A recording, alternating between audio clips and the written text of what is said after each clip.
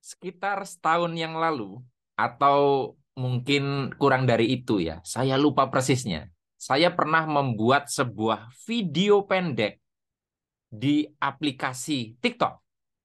Dan itu viral.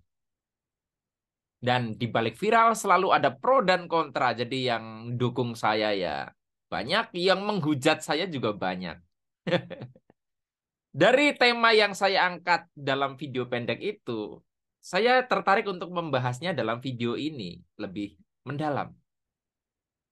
Apa tema yang mau saya bahas yang begitu viral di TikTok itu? Saksikan video ini sampai selesai.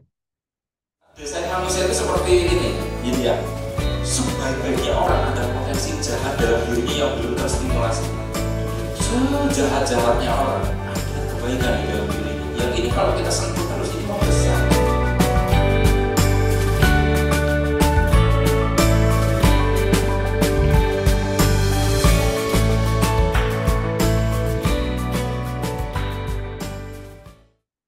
Assalamualaikum warahmatullahi wabarakatuh. Jumpa lagi. Lagi-lagi kita berjumpa dengan saya, Arif Rahutomo, atau Arif RH dalam rekaman video iseng Reborn.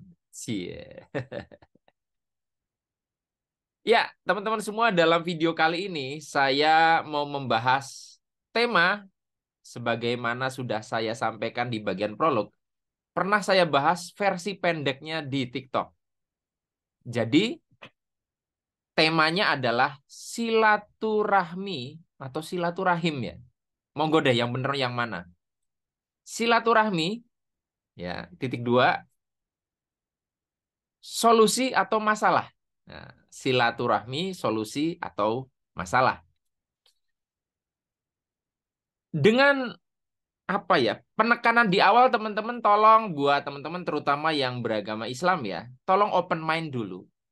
Karena dari judulnya bisa saja Anda langsung menganggap saya seperti menyerang apa yang disampaikan mungkin para ulama, oleh Nabi dan sebagainya, bahwa yang namanya silaturahmi itu atau silaturahim itu merupakan sesuatu yang sangat baik, memperlancar rezeki, membuka pintu rezeki, bahkan memperpanjang umur dan sebagainya. Jadi kalau kita membuka literasi terkait dengan silaturahmi, itu akan banyak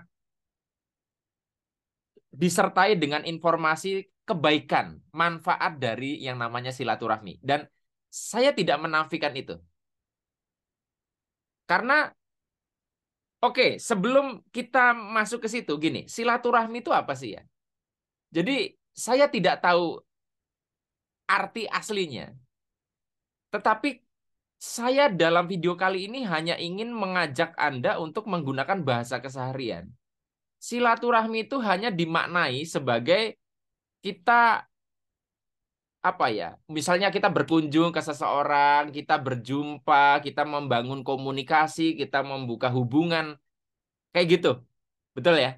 Jadi terlepas itu nanti esensi aslinya misalkan menebarkan rahmat, menebarkan kasih sayang, itu saya tidak bawa itu ya. Jadi saya hanya bawa kosakatanya silaturahmi diartikan dalam kosakata bahasa Indonesia sebagai membangun hubungan antar manusia. Oke ya, dibatasi di situ biar teman-teman yang beragama Islam tidak salah nih. Nah, kata silaturahmi itu begitu. Ya memang manfaatnya banyak. Anda bisa dapat kerjaan, Anda bisa nemu jodoh, ya kan, dari silaturahmi. Anda bisa dapat peluang bisnis, Anda bisa nemu ide, Anda bisa jualan sesuatu. Semuanya itu juga bisa dibuka dari silaturahmi.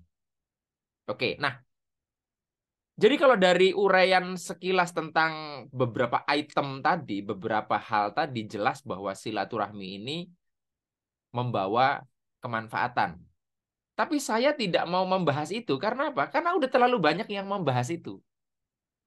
Kalau udah terlalu banyak, Anda nggak usah nonton video ini kan, membahas itu. Silakan nonton video-video yang sudah tersebar di dunia maya. Tapi saya melihat bahwa silaturahmi juga adalah sumber masalah. Ya, catat ya. Jadi, Kalau kita kembali tadi mengartikan bahwa silaturahmi sebagai kita membangun komunikasi, membangun interaksi dengan sesama manusia, membangun hubungan. Anda coba perhatikan ya, perselingkuhan, ya kemudian penipuan, ya kemudian mungkin hal-hal buruk lainnya, sampai bahkan hutang piutang ya. Itu semuanya berawal dari silaturahmi. Kalau misalkan Anda nggak percaya, coba dicek aja. Namanya orang selingkuh kadang awalnya dari kenalan. Awalnya dari ketemu biasa aja. Bahkan kadang perselingkuhan terjadi antar teman. Misalnya teman istrinya sering datang. Lama-lama si suaminya ini naksir gitu loh. Kan itu awalnya silaturahmi. Iya kan? Dan namanya perselingkuhan itu masalah. Iya tapi Mas jangan disalahkan silaturahminya. Itu kan nafsu. Kan saya bilang silaturahmi bisa menjadi awal. Kalau seandainya saja si teman istrinya itu tidak bersilaturahmi ke rumah misalnya, kan suami ini juga nggak bakal ketemu, nggak kenal dan tidak. Kalau nggak kenal nggak akan terjadi perselingkuhan. Makanya saya bilang ini awalnya. Sebagaimana rezeki itu datang karena silaturahmi, awalnya juga kadang tidak diniatkan gitu. Tapi kita harus akui kan, berarti kan ada potensi juga. Ada temen yang deket, tetangga deket, sering main ke rumah kita gitu loh ya. Akrab, akrab, akrab, lama-lama pinjem duit. Ya, setelah pinjem duit nggak ngilang. Penipu kadang juga menggunakan keramah tamahan, awalnya silaturahmi dan sebagainya. Ada motif-motif terselubung di balik silaturahmi. Nah, jadi Anda harus akui bahwa sebetulnya persoalan hidup Anda itu sebagian solusinya ada di silaturahmi, sebagian yang lain itu ada di silaturahmi juga masalah Anda gitu loh. Kalau bahasa gampangnya gini, semua persoalan hidup manusia itu pasti melibatkan manusia lain. Coba cek deh. Apapun masalah Anda, pasti ada manusia lain di situ. Masalah keuangan, masalah hubungan, masalah kerjaan, pasti ada hubungannya dengan orang lain. Dengan orang tua, dengan tetangga, dengan saudara, dengan pasangan, itu kan orang lain. Masalah itu melibatkan orang lain. Artinya, kita kembalikan kepada silaturahmi. Kapan silaturahmi akan membawa kemanfaatan? Pertama, tergantung niatnya. Yang kedua, dengan siapa Anda bersilaturahmi. Gitu. Dengan siapa dulu? Kalau Anda bersilaturahmi dengan teman yang sukanya dia ngajak ke tempat hiburan malam, di situ banyak PSK, Anda ya udahlah silaturahmi ngajak. Ingat ya, silaturahminya itu sebagai hanya membangun didefinisikan sebagai membangun hubungan. Sekali lagi tolong jangan dibawa ke definisi religius.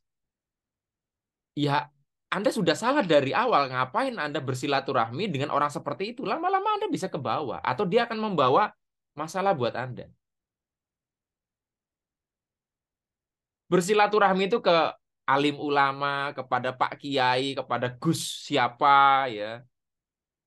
Itu akan dari awal orang itu kenapa dia akhirnya dapat persoalan dari sebuah silaturahmi. Dari awal sudah salah niat dan salah orang.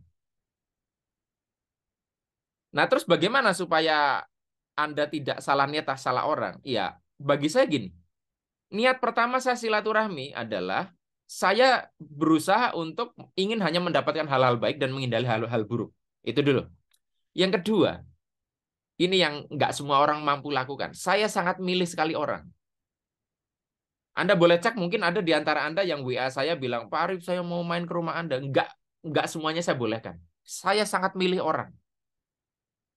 Tapi saya orang baik. Awalnya masalah itu bisa nggak ada, tapi awal dari sebuah persoalan dikarenakan dua orang baik yang berkomunikasi. Saya udah bolak-balik ya. Orang WA saya baik, nanya, ngobrol, lama-lama pinjam duit. Mungkin ada orangnya di sini. Makanya saya tidak mau terlalu membuka ruang untuk tamu. Sangat milih sekali saya. Dan alhamdulillah, sejak saya sangat selektif milih teman, milih tamu, masalah dalam hidup saya sangat-sangat jauh berkurang. Anda yang masalahnya banyak, kemungkinan besar Anda belum lakukan ini, seleksi ini. Karena Anda kurang tega, wah nanti dibilang sombong. Saya udah nggak peduli mau orang mau bilang sombong atau tidak. Karena saya memilih hidup lebih tenang. Karena dulu ketika saya izinkan ada orang main ke rumah tanpa saya seleksi, orang itu keterusan. Datang lagi, datang lagi, datang lagi. Kan saya terganggu ya.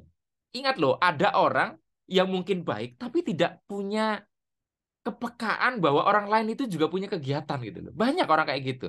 Bertamu nggak tahu waktu, telepon nggak kenal waktu. Itu kan jadi masalah gitu.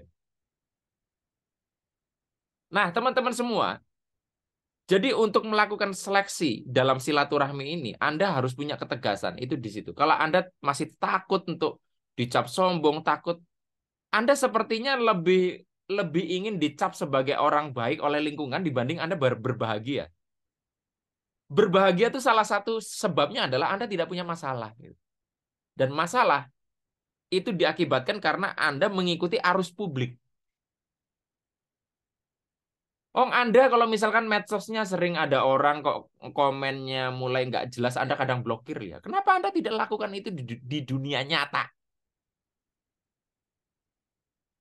Lalu akhirnya hidup Anda bermasalah. Sok, semua masalah yang hari ini ringan, berat. Awalnya pasti dari silaturahmi dan dari semuanya pasti tadi salah niat atau salah membangun silaturahmi itu. Mungkin Anda bukan tipe orang yang membangun awal silaturahmi ya datang, tapi Anda diajak kenalan dan sebagainya.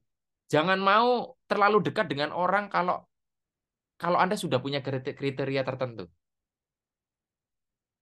Saya termasuk orang yang nggak suka diajak ngopi, nongkrong gitu loh. Nggak suka. Saya orangnya rumahan, main game, baca buku, belajar lewat video dan sebagainya. Yang penting saya tidak menzolimi orang ya. Dan memang bawaannya saya introvert. Tapi buat Anda yang mengaku sebagai ekstrovert, mengaku Anda dapat energi dari lingkungan, mengaku gini-gini gitu, gini gitu, ya udah jangan ngeluh kalau Anda punya masalah karena berhubungan dengan terlalu banyak orang. Ngakunya, tapi kan saya suka keluar, saya suka ketemu orang. Tapi giliran punya masalah ngeluhnya ke saya. Rasain lu, nggak dengerin gue.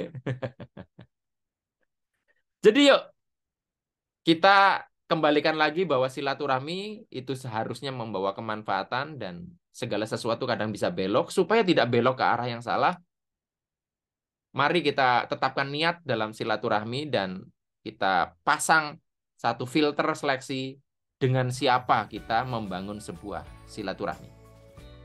Semoga bermanfaat, hanya ini yang bisa saya bagikan dalam kesempatan kali ini. Sampai ketemu lagi dalam rekaman video Iseng Reborn yang selanjutnya. Saya akhiri, billahi taufik wal hidayah. Wassalamualaikum warahmatullahi wabarakatuh. See you.